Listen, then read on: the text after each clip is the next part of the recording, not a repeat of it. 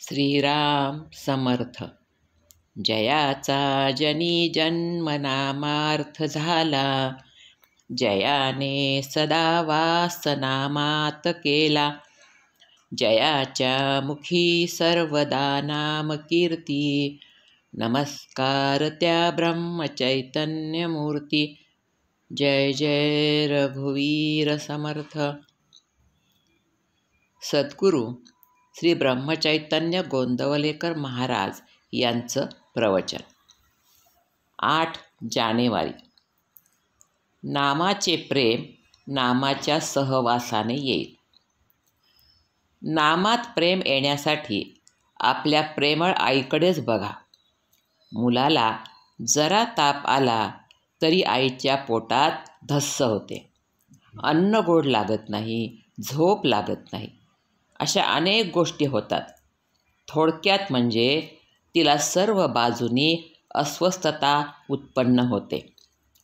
नाम घेण्यात थोडा व्यत्यय आला तर आपली स्थिती तशी होते का? याचे उत्तर आपल्याला स्वतःकडूनच मिळण्यासारखे आहे. नाम घेणे हा माझा धर्म आहे. ते माझे आद्य कर्तव्य आहे. त्याच्याशिवाय जगणे म्हणजे मेल्यासारखेच आहे. नाम घेण्यात माझे आत्यंतिक हित आहे. किंबहुना मी नामाकरिताच जन्माला आलो आणि तद्रूपच होऊन जाईल, इतक्या प्रज्वलित भावनेने नाम घेणे जरूर आहे. आणि मग प्रेम आले नाही ही गोष्ट शक्यच नाही. प्रेम येत नाही याचा अर्थच हा की आम्ही नाम खऱ्या आस्थेने घेत नाही.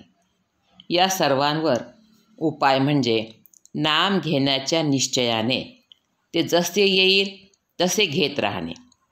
तेच नाम आपल्याला एक एक पाऊल पुढे नेऊन ध्येय गाठवून देईल.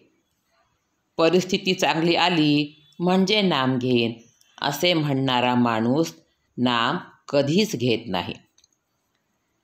नाम हे मनात किंवा उच्चार करूनही घेता येते. नामात राहावे म्हणजे अंतःकरणाची शुद्धता होईल. आणि अंतःकरण शुद्ध झाले की भगवंताचे प्रेम येईल.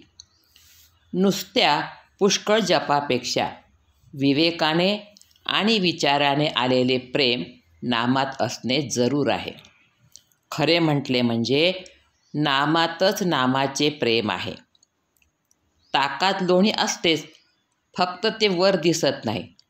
पण ताक घुसळल्यावर जसे ते वर येते तसे भगवंताचे नाम आपण घेतले की त्याचे प्रेम आपोआप वर येते.